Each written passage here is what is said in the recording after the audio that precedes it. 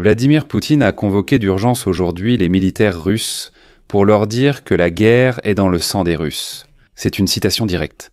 Mais sérieusement, aujourd'hui Poutine a déclaré que l'initiative sur le champ de bataille en Ukraine était du côté des Russes. Et ils auraient, soi-disant, encerclé Pokrovsk et Kupiansk. Et il a même proposé d'y laisser entrer des journalistes ukrainiens et internationaux pour montrer les soldats des forces armées ukrainiennes encerclés. De plus, Poutine a recommencé à se vanter de ses missiles nucléaires. Poutine évoque notamment les succès de l'arme miracle russe alors que les relations avec les États-Unis se détériorent à cause du refus de cesser le feu en Ukraine. Après le missile de croisière intercontinental Bourevestnik, Poutine a présenté la torpille nucléaire Poséidon. Il en a parlé lors de sa visite à l'hôpital clinique militaire Central Mandrak. Cependant, lors de cette même réunion avec les occupants blessés, Poutine a oublié de mentionner autre chose. Les écoles et académies militaires russes ont cessé d'accepter les demandes de démission des cadets dans le contexte de la guerre prolongée contre l'Ukraine. En fait, ils les retiennent au cas où il serait nécessaire d'avoir une nouvelle chair à canon. Je m'appelle Alexei Petchii. Discutons ensemble de ce sujet. Mais avant de commencer, je vous demande de vous abonner à cette chaîne, de liker cette vidéo et surtout de laisser votre commentaire sous cette vidéo. Donnez-nous votre avis. De plus, abonnez-vous à ma chaîne Telegram. Le lien se trouve dans la description de cette vidéo. Là-bas, nous diffusons les actualités en direct dès leur arrivée. Si vous souhaitez soutenir le travail de cette chaîne YouTube, vous pouvez le faire via un don, un parrainage ou un abonnement payant. En suivant les liens et les coordonnées dans la description de cette vidéo. C'est écrit ainsi, soutenir la chaîne Alexei Petchii. Choisissez le format qui vous convient le mieux. Je vous serai reconnaissant pour tout soutien de votre part. Voilà. Regarde, tu savais que ton grand-père était comme ça, et toi, tu te bats comme lui. Je sais, mais ça veut dire quoi? C'est dans nos gènes, vous voyez? Rédacteur. Le président russe Vladimir Poutine évoque encore les essais réussis de l'arme miracle russe sur fond de relations tendues avec les États-Unis dues au refus du dictateur de cesser le feu en Ukraine. Après le missile de croisière intercontinental Bourevestnik, Poutine a présenté aujourd'hui la torpille nucléaire Poséidon. Eh bien, il a rendu visite aujourd'hui aux occupants blessés à l'hôpital militaire central Mandrak. Et là, il a déclaré la citation suivante. Hier, nous avons mené un autre essai d'un autre complexe prometteur d'engins sous-marins sans équipage Poséidon, également avec une installation énergétique nucléaire. Pour la première fois, nous avons réussi à le lancer depuis le sous-marin porteur avec le moteur de démarrage et à activer l'installation nucléaire, permettant à l'appareil de fonctionner un moment. Ensuite, Poutine a souligné qu'en termes de vitesse et de profondeur de déplacement, il n'existe rien de comparable dans le monde et qu'il est peu probable que quelque chose de similaire apparaisse dans un avenir proche. Il n'y a pas d'équivalent à cela. Comme il l'a dit, c'est un immense succès. La puissance de Poséidon dépasse largement celle même de notre missile intercontinental le plus prometteur, Sarmat. Aucun moyen d'intercepter cela. Fin de citation. Je rappelle que la torpille Poséidon est aussi appelée drone sous-marin. En 2018, Vladimir Poutine a affirmé qu'elle pouvait se déplacer en profondeur et sur de longues distances à une vitesse bien supérieure à celle des sous-marins, des torpilles modernes et des navires de surface. Et la torpille est prévue pour être utilisée contre les infrastructures côtières et le territoire de l'ennemi. Et ainsi la propagande russe présentait Poséidon comme une arme de l'apocalypse, capable d'engloutir les villes côtières. Et en 2020, le département d'État américain a déclaré qu'apparemment, la torpille serait équipée d'ogives nucléaires d'une puissance de plusieurs mégatonnes. Le premier porteur des torpilles, Poséidon. Le sous-marin Belgorod a été mis à l'eau le 23 avril 2019 au chantier naval Sevmash.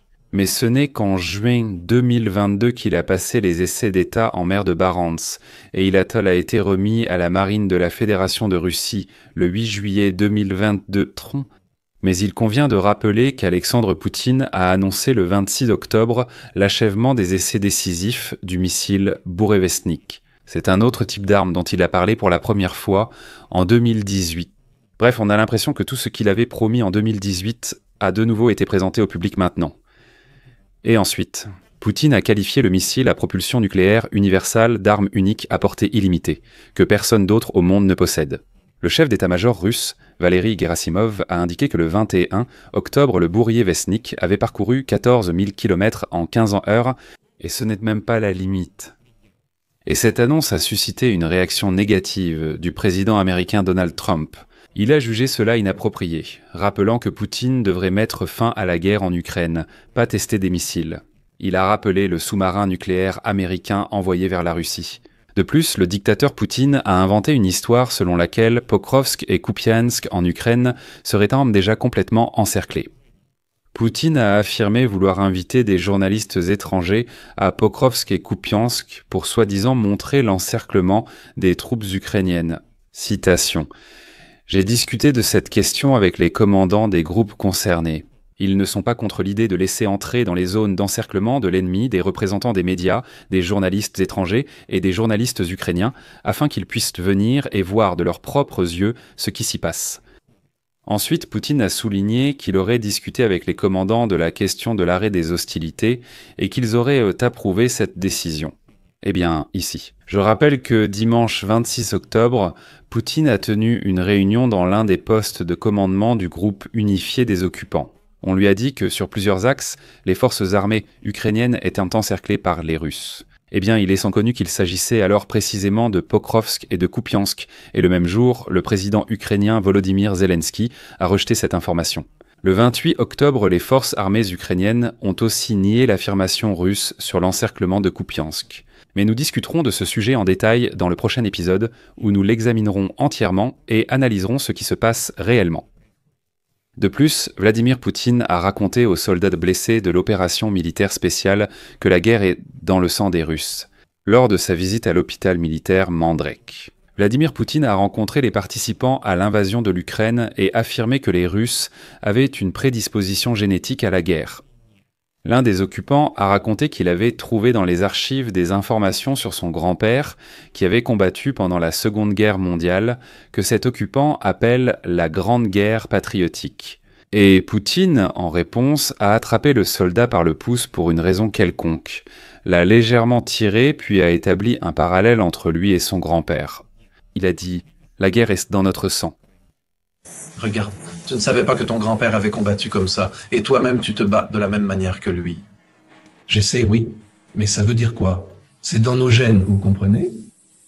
Certains Russes ne soutiennent pas Poutine. Selon les histoires importantes, les militaires russes, universités et académies n'acceptent plus les démissions des cadets en raison de la guerre prolongée en Ukraine.